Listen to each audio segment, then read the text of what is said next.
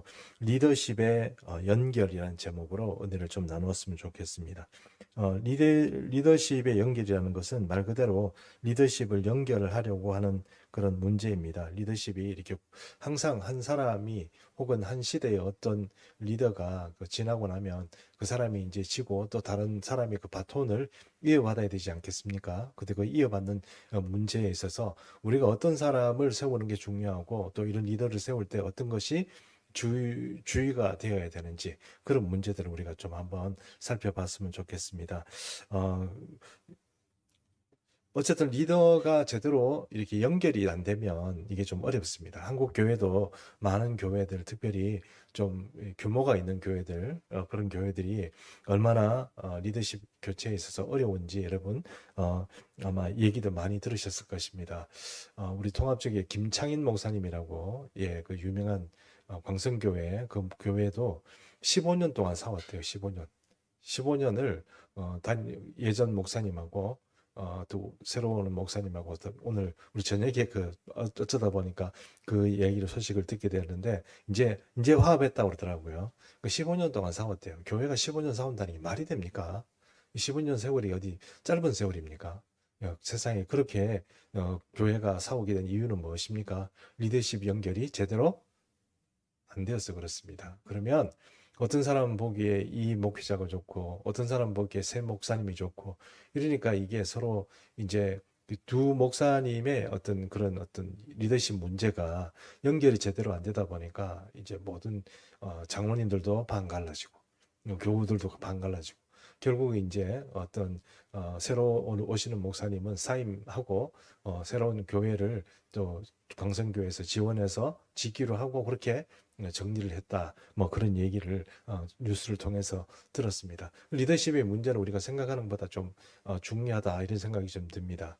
제가 교회를 개척하고 나서 이 리더십 문제는 이런 생각을 했습니다. 사람들이 이렇게 생각합니다. 리더를 이렇게 딱 세워놓으면 그 사람들이 일을 하고 그 사람들이 또 어떤 교회의 기둥이 되고 이렇게 된다고 생각하는데 이게 우리가 생각하는 것처럼 그렇게 쉬운 일이 아니라는 것을 좀 많이 생각하게 됩니다. 이게 저는 제가 아니죠. 우리 모든 교우들이 일꾼을 이렇게 뽑아놓으면 그 일꾼이 이제 조금 이제 생각을 잘못하게 되면 이제 이 리더십 간의 충돌이 생기고 이렇게 되면 교회가 혼란스럽고 그나마 3년 동안 우리가 수고해서 붙잡아 놓던 영혼들이 탈락하고 이런 문제가 생기면 이게 참 어려운 문제가 아니겠냐 하는 생각이 됩니다. 그래서 이제 앞으로 정말 우리가 예수 믿는 어떤 우리 하나님의 교회에서 제일 중요한 게 뭔가 한 것도 우리가 그를 이제는 놓치지 말아야 되겠다 이런 생각을 좀 합니다. 그러니까 그게 제일 중요하구나. 뭐 일꾼 세워놓는다고 그 사람이 일하는 게 아니구나. 이런 생각을 좀 이렇게 많이 하게 되고 저도 마음이 좀 많이 안 좋습니다. 제가 실수를 한 것 같고 또 여러 사람들한테 조언을 좀 얻었는데 뭐 사람들이 다 저보고 잘못했다고 뭐라고 해서 제가 좀 이렇게 회개하고 있습니다.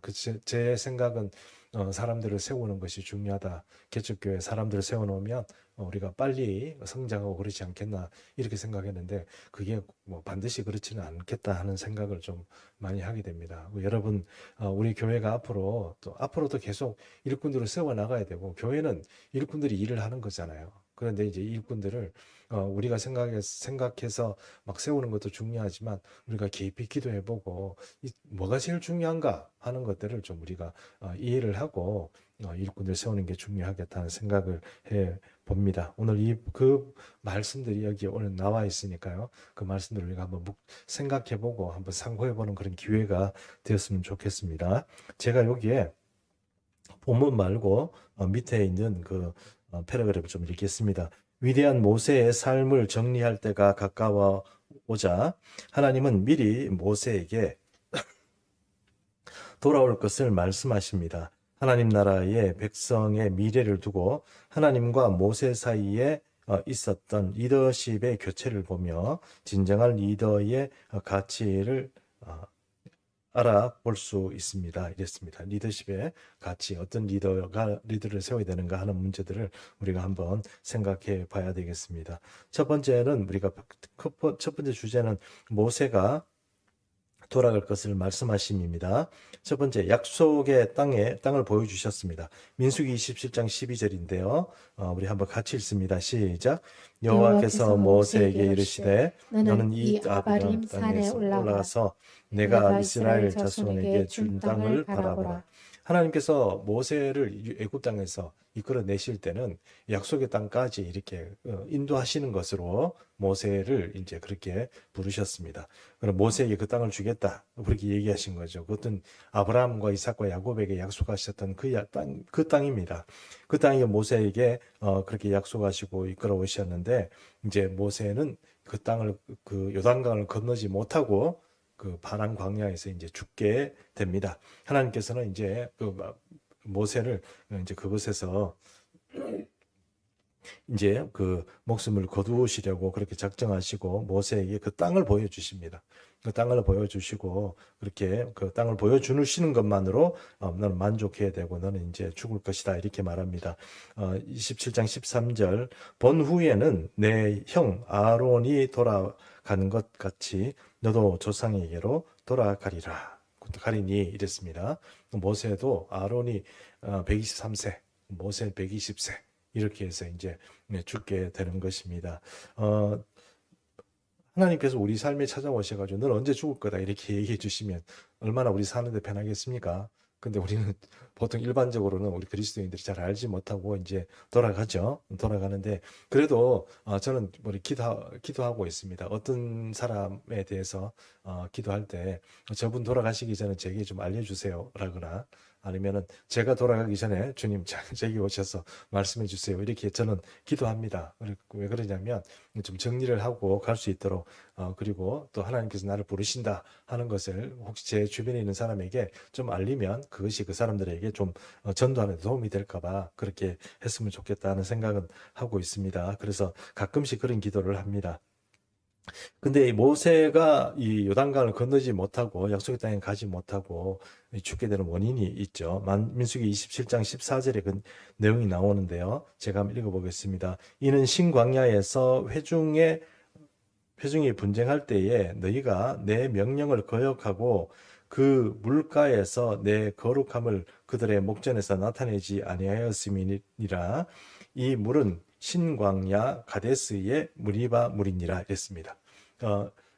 무리바라는 것이 이제 다투다라는 뜻인데 이 무리바라는 물이 몇 군데 있습니다. 몇 군데 있는데 그 중에 이제 가데스에서 이제 하나님께서 이 반석을 치라고 그랬잖아요. 그 반석을 치는 그 일에 여러분 아시는 것처럼 모세가 화가 나서 내가 너희를 위하여 반석에서 물을 내려 이러면서 성질을 내면서 2번 있는 힘껏 내리쳤죠. 하나님께서 그게 이제 그 하나님께서 그거 때문에 지금 모세를 가나안 땅에 못 들이시겠다 이렇게 하시는 것입니다. 여기서 우리가 한번 끝에 그 끝부분에 가면 우리가 생각해봐야 되는 문제에 대해서 우리가 지금 퀘스트를 좀 달았습니다만 여기서 한번 잠깐만 생각해 볼까요? 우리가 모세가 하나님께서 이 2번 친 거 이것 때문에 진짜로 모세를 가나안 땅에 못 들어가게 하신 걸까요? 여러분 어떻게 생각하십니까?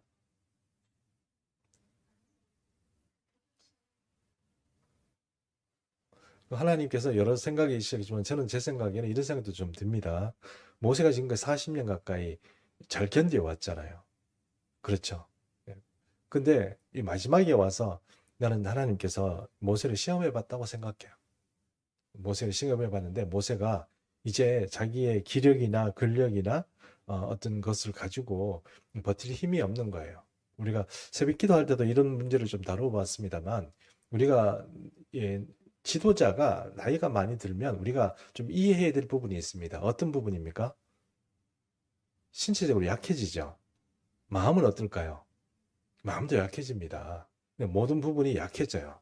저처럼 약한 체질이 아니고 나이가 아무리 강체질이라도 연세가 들고 이렇게 되면 뭐 결단력도 유단해지고요. 결단을 빨리 못 내려요. 판단력 이런 모든 것들이 좀 떨어집니다. 모세가 이렇게 짜증낸 적이 없는데 하나님의 일을 하면서 지금 짜증낸 거죠. 화를 낼 수는 있습니다만 하나님을 위해서 의분한 적은 있습니다만 이 백성들에 대해서 그 백성들을 저주하는 그런 심정으로 바위를 2번 친 건 처음이에요. 아무리 그렇더라도 백성을 저주하거나 아니면은 막 화를 낸 적은 없는데 이 일에서 모세가 저는 좀 하나님께서 보실 때 아이고 쟤는 데리고 가면 안 되겠구나 하는 생각을 하신 게 아닌가 이렇게 생각을 합니다. 우리 주님은 목사님 뭐 그것 때문에 그럴까요?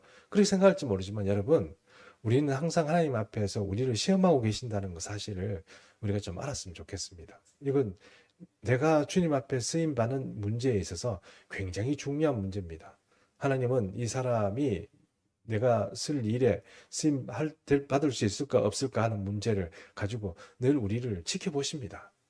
근데 우리는 그런 것이 상관없이 뭐 우리가 생각하는 대로 우리가 살아온 그 타입대로 라이프 스타일대로 그냥 판단하고 그다음 막 이렇게 하잖아요. 그런데 말도 그렇게 하고 뭐 태도도 그렇고 다 그렇잖아요. 근데 여러분 하나님 앞에서는 이런 것들이 참 조심해야 됩니다. 하나님께서 지켜보고 있다는 거 우리가 그걸 좀 잘 알았으면 좋겠습니다. 특별히 교회 일에는 이런 것들이 참 중요합니다. 하나님께서 우리에게 허락하신 일입니다. 교회도 허락한 일이고 교회가 하나씩 이렇게 뭐 굴러가는 모든 일도 하나님께서 허락하신 일입니다. 이런 일에 이렇게 모세가 기력이 딸리고 힘이 좀 딸리니까 그런 반응을 해버린 것이고 그것이 하나님 보시기에는 쟤는 여기서 끝을 내야 되겠구나 하는 판단을 하신 게 아닌가. 이건 전적으로 제 해석입니다. 이해하시죠? 전적으로 제 해석입니다. 전적으로 제 해석이니까 그렇게 이해해 주시기를 바랍니다. 그래서 이제 이렇게 마지막 가데스 무리바 물에서 있었던 일은 38년 정도의 여정이 거의 끝나갈 무렵에 있었던 일입니다. 그래서 모세가 정말 좀 이제는 힘이 좀 딸리는 그리고 정신력 뭐 이런 것들이 다 조금 소진된 상태에서 이런 일이 벌어진 게 아닌가 저는 그렇게 생각한다 하는 것입니다. 자, 그 다음에 2번째요. 여수아를 후계자로 삼아라 했습니다. 새 지도자를 구합니다. 하나님께서 이런 명령을 하시고, 너는 이제 돌아와야 된다. 이렇게 명령하시니까, 15절에서 16절에 그렇게, 모세가 하나님께 이렇게 기도합니다. 모세가 여호와께 여짜와 이르되, 여호와 모든 육체와 생명의 하나님이시여 원하건대 한 사람을 이 회중 위에 세우셔서 그 다음에 이 2번째 보겠습니다. 그로 그들 앞에 출입하며 그들을 인도하여 출입하게 하사 여호와의 회중이 목자 없는 양과 같이 되지 않게 하옵소서 이랬습니다. 자, 17절 말씀 나와 있는 것처럼 리더십에 문제가 생기면 우리는 리더십에 문제가 생기면 방황하는 영혼이 반드시 생깁니다. 그 문제를 여러분 잘 생각하셔야 돼요. 그러니까 리더가 되는 사람들은 내만 생각하고 내 기분, 내 생각만 생각하면 되는 게 아니고 나의 주변에 있는 사람들도 다 이렇게 좀 봐야 돼요. 왜 그러냐면 그런 게 안 보이면 자기 생각대로 해버리잖아요. 그러면 그 사람들이 탈락되고 그 사람들이 방황하는 거예요. 그러니까 리더에게 있어서는 리더가 연결성이 있게 이렇게 잘 연결되는 거 이건 참 중요합니다. 그것이 사람의 연결이든 아니면은 어떤 이 고난의 위임이든 이 모든 일에 그게 코드가 맞아야 돼요. 영적인 코드가 맞아야 되는데 저는 그렇게 생각합니다. 그게 맞아야 위임도 가능하고 또 위임을 해도 문제가 없지만 만약에 그 코드가 안 맞는 상태에서 위임을 한다 그러면 아까 말한 것처럼 그렇게 오래된 그리고 김창인 목사님이라고 그렇게 유명하고 한국 교회를 이끌어왔던 거두의 목사님인데 그 목사님의 교회가 15년 동안 내분에 쌓인다고 누가 생각이나 했겠습니까? 뭐 우리 교인들은 그렇게 생각했겠습니까? 이제 화합해서 예배 드리는 그 모습들도 보고 그랬는데 15년 싸우고 여러분 뭐 장모님 권사님들이 좀 남아 있을지 모르지만 새 가족 새 신자들 뭐 다 떨어져 있지 않겠나 싶습니다. 그게 무슨 이렇게 뭐 교회의 어떤 역할을 하는 거냐 이렇게 생각해 볼 때 리더십의 문제는 참 중요합니다. 그래서 리더십의 연결이 잘못되거나 아니면 잘못된 리더가 세우게 되면 반드시 방황하는 영혼이 생깁니다. 우리가 이 일에 있어서는 우리가 좀 집중을 해야 돼요. 그래서 리더가 될 사람들은 내가 나로 인해서 공동체에 사람들이 방황하거나 주변에 있는 사람들을 방황시키지 말아야 합니다. 그러니까 내가 말을 잘못 전달하거나 내가 말을 뭐 잘못된 행동을 하거나 아니면은 어떤 이런 것들이 결국은 리더십을 흔들어 버리게 되고 그 리더십을 흔들릴 때 반드시 방황하는 사람들이 생깁니다. 그래서 그런 문제들을 우리가 교회를 섬기면서 늘 조심해야 되지 않겠나 이렇게 생각을 해보는 것입니다. 두 번째 보겠습니다. 18절입니다. 18절 중요하니까 우리 같이 읽겠습니다. 시작. 여호와께서 모세에게 이르시되 눈의 아들 여호수아는 그 안에 영이 머무는 자니 너는 데려다가 그에게 안수하고. 예, 여호수아가 여러분 여호수아가 이 선택받은 하나님의 선택을 받고 또 모세가 기름을 붓게 되는데 이 붓게 되는 그 원인이 가장 중요한 원인은 무엇입니까? 그 속에 뭐가 있습니까? 하나님의 영이 머무는 자죠. 영이 머물다 이것은 우리 지금 시대식으로 말하면 뭡니까? 성령이 머무는 것이죠. 성령이 머무는 것입니다. 자, 여러분 앞으로 주목해 보십시오. 어, 영이 머문다고 하는 것은 우리가 일반적으로 한 세 가지 정도 차원에서 생각해 볼 수 있습니다. 이사야 11장 2절에 나오는 것처럼 영이 머물다는 것은 그 사람에게 어떤 지혜, 어떤 은사나 이런 것들의 특출함이 있느냐 하면 첫 번째는 지혜의 영이 있습니다. 지혜의 영. 또 지식의 영이 있습니다. 지식의 영은 어떤 걸까요? 지혜의 영은 모든 것들을 잘 알고 이해하는 어떤 그런 어떤 어떤 영적 능력이라고 하면 지식의 영은 보면 아는 거죠. 사람을 보면 배경이 이 사람이 나를 속이는지 안 속이는지 이런 것들을 지도자가 간파할 수 있어야죠. 그게 없으면 지도자 좀 어렵겠죠. 뭐 사기꾼한테 뭘 맡긴 거거나 이렇게 돼버리지 않겠어요? 우리 교회도 여러분 거짓 이렇게 오는 사람이 많잖아요. 그런 사람을 경계하고 이렇게 해야 되는 건 누가 해줘야 돼요?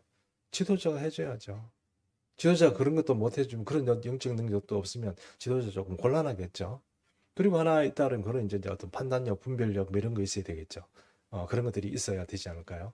그러니까 하나님의 영이 머문다는 것은 여호와의 영이 이사야 11장 2절에서 말하는 것처럼 6개의 영이 있습니다. 6개의 영이 있는데 그것은 지혜의 영이요, 총명의 영이요, 재능의 영이요, 지식의 영이요, 모략의 영이요, 여호와를 경외하는 영이다. 이렇게 성경이 말하잖아요. 그래서 그런 영들이 이제 이 머무는 사람, 그 사람이 여호수아가 그렇다고 선지자처럼 뭐 대단한 어떤 그런 역할들을 하는 게 아니지만 그가 판단해야 되고 백성들을 이끌고 가야 되고 전쟁해야 되고 이래 하는 모든 일에 그가 영적 능력이 탁월함이 없으면 여러분 감당하지 못하는 거죠. 모세는 그것들이 가능했던 거고 그것이 이제 여호수아에게 이제 넘겨질 때 하나님께서 그에게 넘겨줘라고 얘기하시는 그 이유는 무엇입니까? 그의 속에 하나님의 영이 머물기 때문에 그런 거예요. 그리고 우리가 이제 리더를 첫 번째 우리가 오늘 생각해 봐야 될 첫 번째는 어떤 리더를 세워야 되느냐. 영이 머무는 리더를 세워야 되는 거죠. 이게 쉽지 않다 하는 것입니다. 그래서 뭐 저는 여러분 사회에서 어떻게 경영학을 전공했습니다. 그래서 사람들을 세우는 문제에 있어서 굉장히 욕심이 많아요. 사람들을 세우면 이 사람들이 자기 역할을 하고 그리고 뭐 자리가 또 역할을 하는 게 것도 있습니다. 그래서 자리를 만들어주고 장을 만들어주고 이래가지고 사람들이 이제 역할을 하도록 그렇게 만드는 것이죠. 근데 교회는 조금 이제 더 우리가 한 가지 더 생각해야 되는 그렇게 자리를 만든다고 그렇게 되는 게 아니고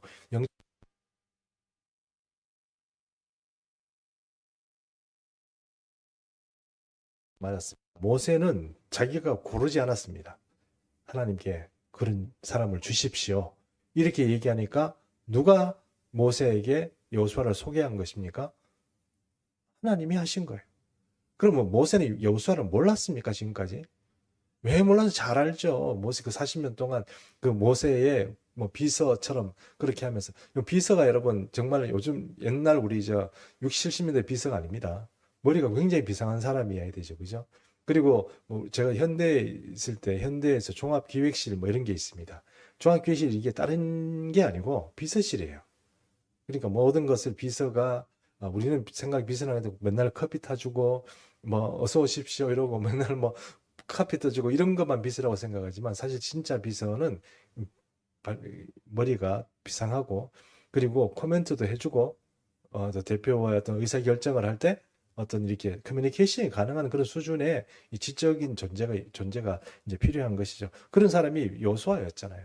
근데 모세가 몰랐겠습니까? 그런데도 하나님은 모세는 하나님께 구했고 하나님은 여호수아를 확정시켜 주신 거예요. 그러니까 모세는 여호수아를 이렇게 세웠다 하는 것입니다.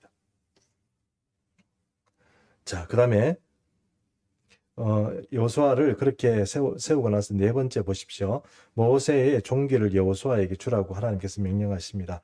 그를 제사장 엘르아살과 온 회중 앞에 세우고 그들의 목전에서 그에게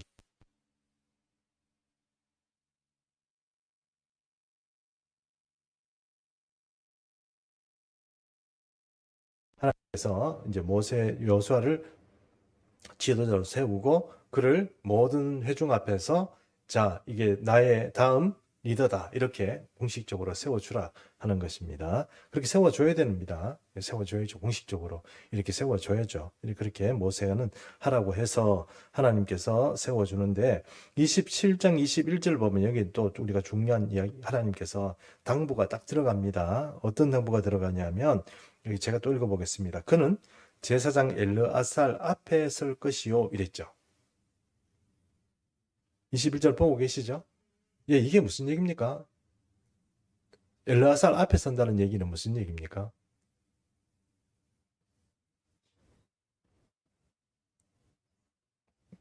이렇게 생각하면 어때요?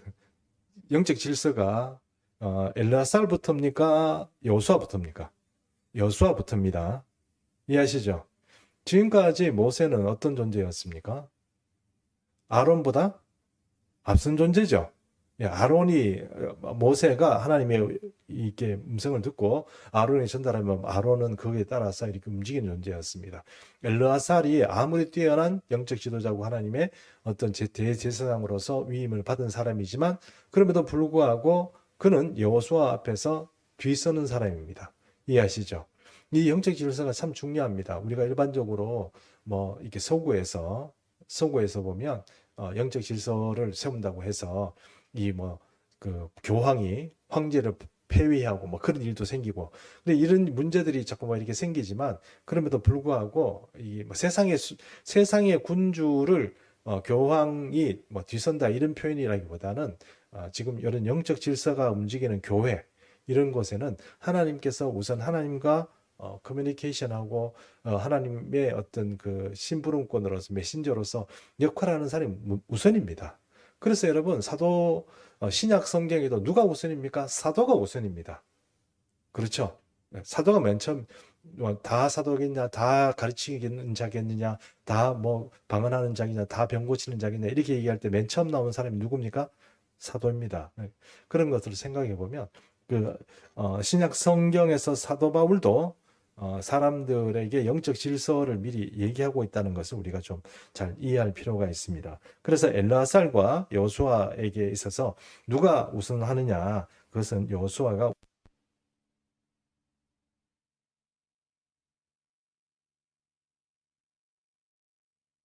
바뀌면 문제가 생기겠죠.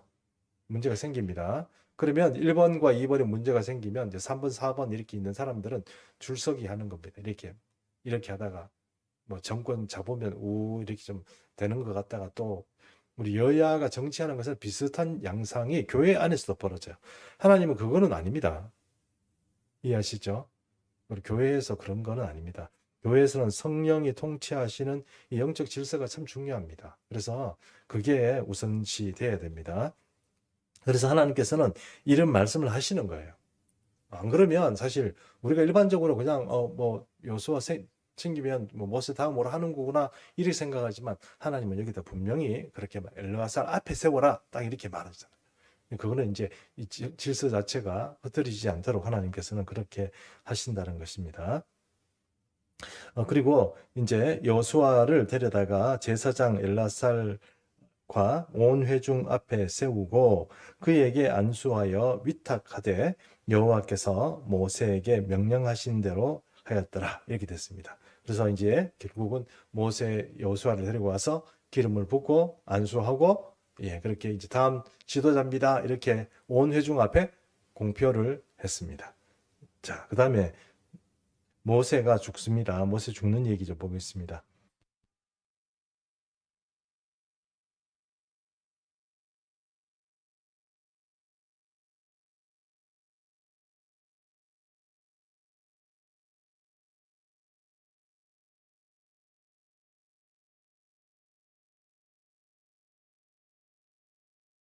꼭게 이름에 여호와께서 길랏 온 땅을 강까지 보이시고 하나님께서 지금 1절부터 3절을 거쳐가지고 그러니까 약속의 땅을 하나님께서 속속들이 이렇게 쫙 보여주십니다.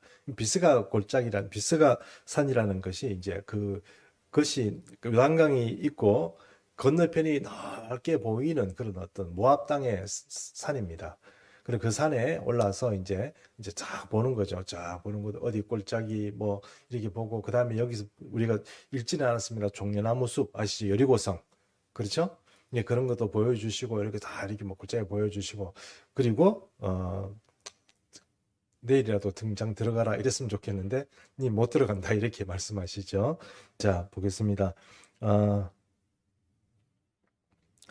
34장 4절 제가 읽어보겠습니다. 여호와께서 그에게 이르시되 이는 내가 아브라함과 이삭과 야곱에게 맹세하여 그의 후손에게 주리라 한 땅이라 내가 내 눈으로 보게 하였거니와 너는 그리로 건너가지 못하리라 하시매 이랬습니다. 안타깝지만 건너가지 못하고 그냥 아예 진짜 요단강을 건너갔습니다. 우리 땅에 있는 요단강이 아니고 저 하늘에 있는 요단강을 그냥 건너가 버렸습니다. 자, 그리고 34장 5절에서 6절 말씀은 이게 참 여러 가지 그 시비거리가 되는 이제 성경 본문 중에 하나입니다. 신명기 34장 5절에서 6절인데요. 제가 한번 또 읽어보겠습니다. 이에 여호와께서 여호와의 종 모세가 여호와의 말씀대로 모압 땅에서 죽어 벳부올 맞은편 모압 땅에 있는 골짜기에 장사되었고 오늘까지 그의 묻힌 곳을 아는 이가 없느니라 이랬습니다. 자, 이것 때문에 천사하고 또 마귀하고 모세의 시체를 가지고 싸웠다 이런 얘기가 성경에 유다서에 나오죠. 나오는데 왜 싸우는지 아는 사람 혹시 있습니까? 이건 정말 제가 아무리 생각해봐도 이해가 안 되는 시체를 두고 왜 싸우는지 난 잘 모르겠습니다. 어쨌든 유다서에 보니까 이 모세의 시체를 두고 천사와 마귀가 대립해서 싸우고 그랬다 이런 얘기가 성경에 나오는데 어쨌든 모세의 시체가 사람들이 안 보는 데서 싹 없어졌다는 것 자체가 어쩌면 참 다행이다 싶고 만약에 모세가 어,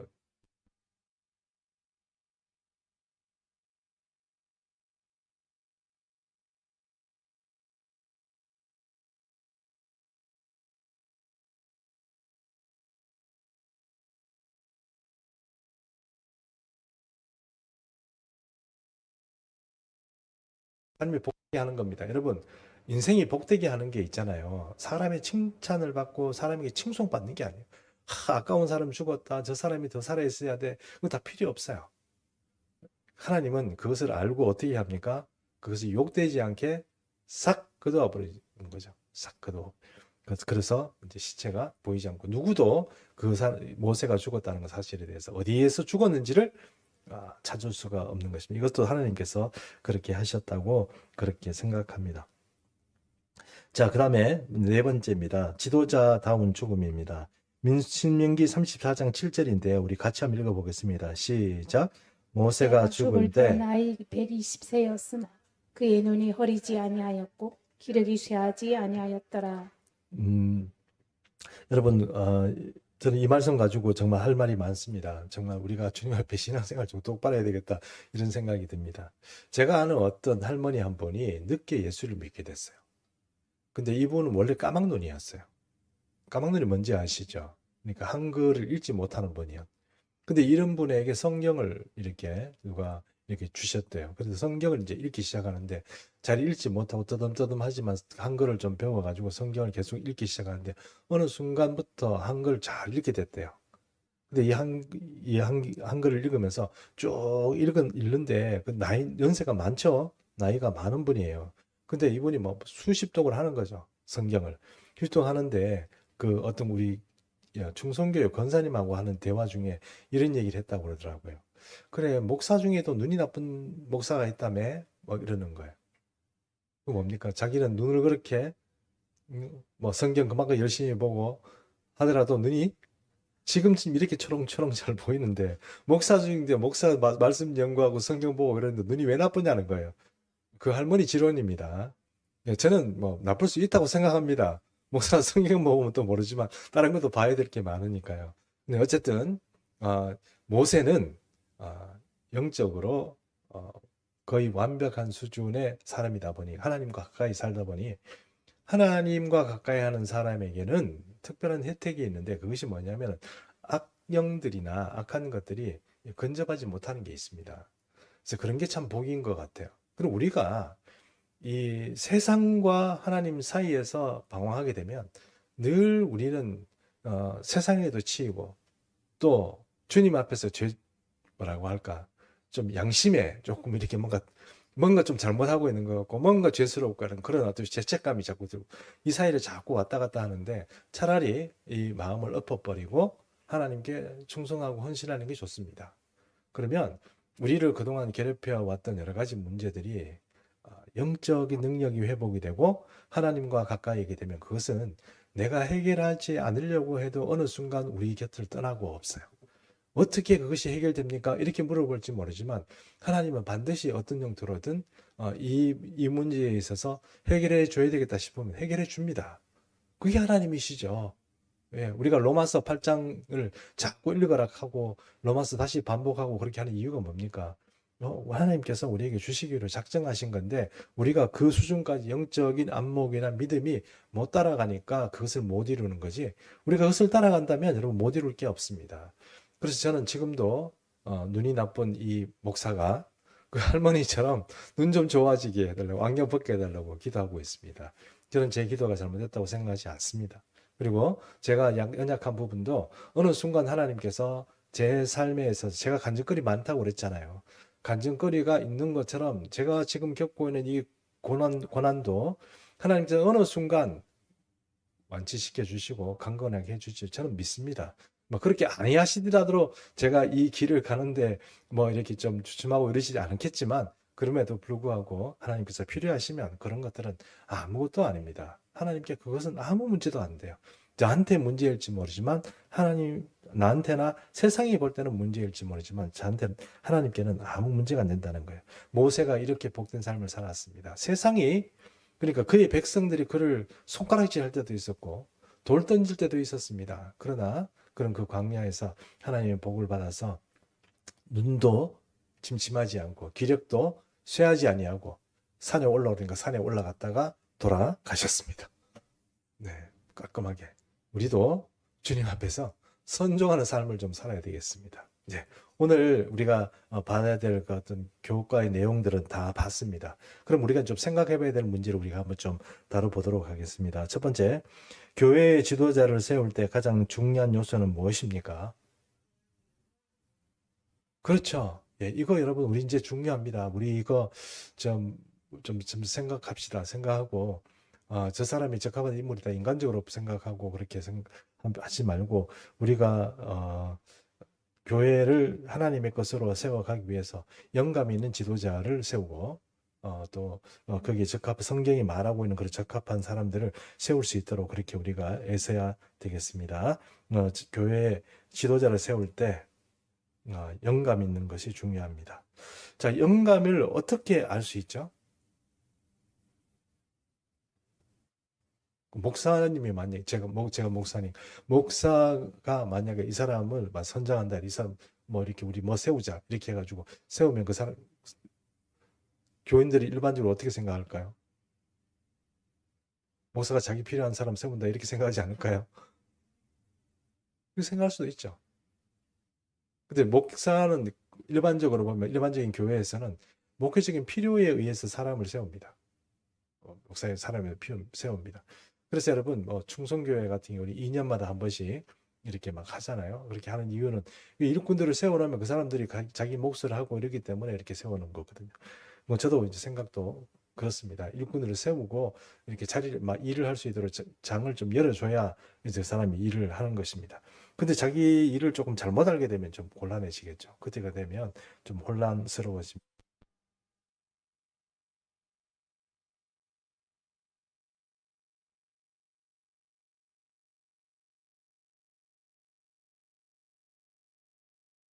말 그대로 성령의 인도하심을 받는 사람이 아닌 다른 유의한 영의 인도함을 받는 사람이라면 뭐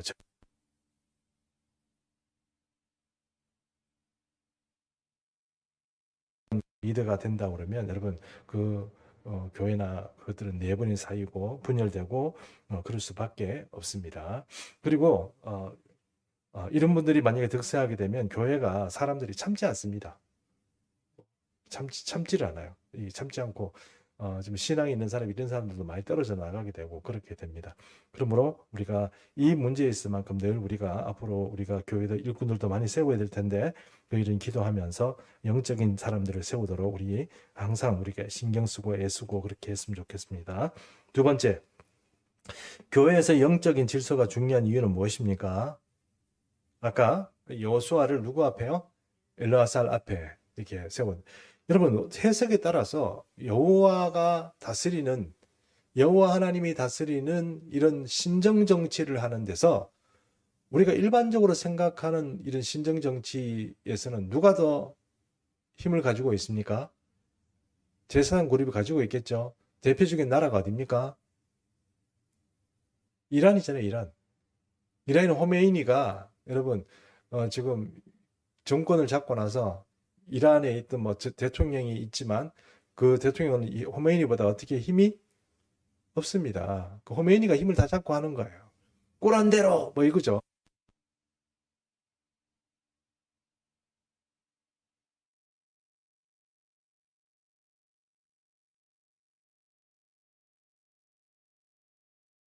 대통령이 할 수 있는 게 없어요. 요즘 들어서는 이스라엘하고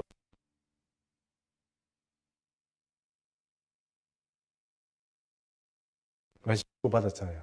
근데 그 미사일 주고받는데 거기에 만약에 호메이니가 미사일 요번에 한 180발 쏘자 이렇게 하면 180발 쏘는 거예요. 쏘지 말자 그러면 못 쏘는 거예요. 대통령이 군대고 뭐다 안 돼요. 지금 이란이는 체제가 그래요. 그게 신정정치의 형태예요. 그리고 중세 시대에 교황이 이렇게 다스리는 그 시대에 보면 왕들이 어떻게 해요? 교황에게 막 쪼아리고 막 그랬죠, 그죠? 지금 제가 얘기하는 거는 교황이 앞서야 된다, 왕이 앞서야 된다, 그 얘기를 하는 건 아니라는 걸 아시겠죠? 자, 그래서 이런 이상한 형태의 어떤 정치적인 문제들이 이렇게 나오면은 곤란하다는 거예요. 그게 왕권하고 교황권하고 서로 싸우는 건 그건 잘못된 거예요. 좋은 게 아니고. 이해하시죠? 그러므로 교회의 질서는 하나님께서 지어주신 대로 그냥 엘라살 앞에 누가 여호수아 이끄는 대로 엘라살은 따라가면서 이제 하면 되는 거예요. 그럼 엘라살은 뭘 하면 됩니까? 이렇게 물어보면 엘라살은 제가 오늘 이렇게 성경 본문에 가져오지는 않았지만 엘라살이 하는 일은 우림과 둠밈을 가지고 여호수아가 하나님께 물어보세요 이러면 어떻게 해요? 그거 가지고 하나님께 물어보는 거죠. 하나님 우하면 우림에 좌하면 둠밈에 빛을 발하게 해주십시오. 이렇게 하면 하나님께서 이거 가라든지 하지 말라든지 이런 것들을 제사장 엘라살에게 통보를 해준다는 거예요. 그러면 그걸 가지고 어떻게 해요? 여호수아에게 보고하는 하나님께서 이렇게 하십니다. 그래요. 감사합니다. 뭐 이렇게 진행하고 이렇게 된다는 거예요. 그러므로 엘르아사는 어떤 존재인가? 대제사장으로서 제사를 지내고 또 백성들을 이끌어가는 그런 부분도 종교적인 일들을 통솔을 하긴 하지만 또 엘르아살은 가장 중요한 직책 중에 하나가 뭐냐면 바로 여호수아를 협력하는 거예요. 여호수아를 협력하는 거예요.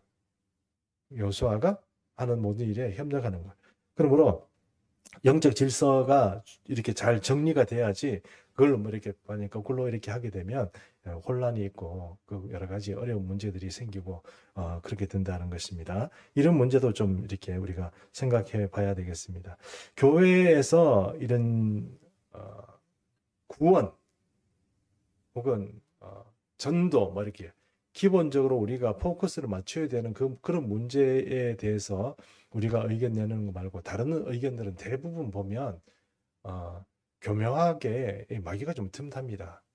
근데 그게 참 우리가 좀 설명하기도 곤란하고 그렇지만 그런 문제가 이렇게 생기게 되면 항상 어려운 마음들이 생기는 거예요. 다 공동체가 그걸 뭐 어떻게든 극복해야 되고 뭐 이해해야 되고 품어야 되고 이런 여러 가지 어려운 문제들이 막 생기는 거예요. 그래서 영적 질서가 있는 게 참 중요합니다. 영적 질서라는 것은 누가 우선이고 누가 협력하는 사람이고 이런 것들이 반드시 잘 정비가 되어야 하는 것입니다. 이런 것들이 잘 되어야 이게 교회가 분란 없이 다 가는 것입니다. 의심하기 시작하면 끝도 없죠. 뭐. 저 사람이 우리 지도자인가? 그것도 자기가 어떤 생각을 해야 됩니까? 이 영적으로 판단해야죠. 그 사람이 영적인 사람인가? 아니면은 그냥 뭐 인간적으로 뭔가 하려고 하는 사람인가? 그런 것도 판단하고 뭐 지도자를 봐야죠. 보고 영적인 사람이면 따라가면 되는 거고, 인간적인 사람이라면 좀 경계해야 되는 거고, 그런 거라는 것입니다. 그러므로 영적 질서는 교회 안에서 참 중요합니다. 우리 교회에 뭐 이렇게 장로님도 계시고, 뭐 권사님도 계시고, 안수집사도 계시고 그러지만 꼭 이게 영적 질서라고 말할 수는 없습니다. 그러나 제가 교회를 운영하는 입장에서 당회장이니까 운영하는 입장에서 누구 얘기를 좀 듣겠습니까? 아무래도 중직자 얘기를 더 비중 있게 안 듣겠습니까? 그렇죠? 예, 뭐 그렇게 돼야 되는 거 아니겠습니까? 예, 그렇게 되는 것입니다. 그래서 그런 영적 질서가 잘 이렇게 흘러가듯이 이렇게 움직여가는 거 이게 참 중요하다는 것입니다. 자, 세 번째, 모세처럼 선종하기 위해서 필요한 것은 무엇이라고 생각합니까? 선종이 뭔지 아시죠? 끝이 좋은 겁니다.